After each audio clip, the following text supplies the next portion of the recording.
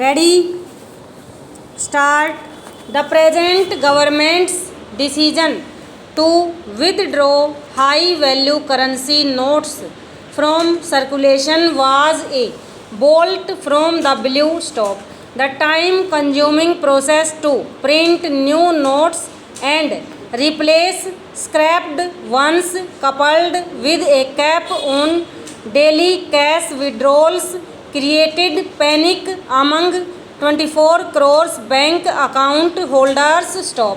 Most rushed and stood in queues before banks to exchange their old currency notes and get their daily quota of cash. Stop. The Supreme Court being the panacea of all ills, several public interest litigations were filed challenging the validity of demonetization. Stop.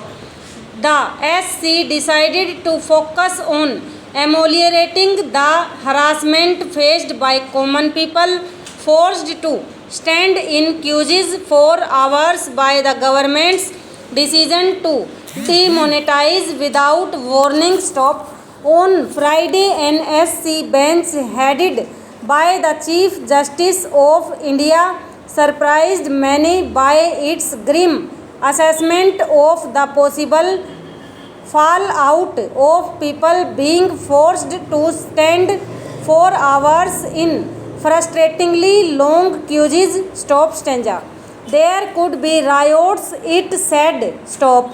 If a bench headed by CGI T.S.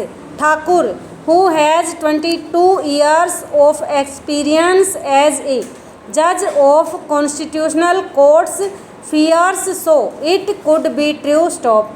For judges have deep insight into the psychology of common people who throng the courts in search of justice. Stop. Indians are used to standing in queues. Stop. In our childhood, water used to trickle down the people tap for 2 hours every morning and evening. Stop.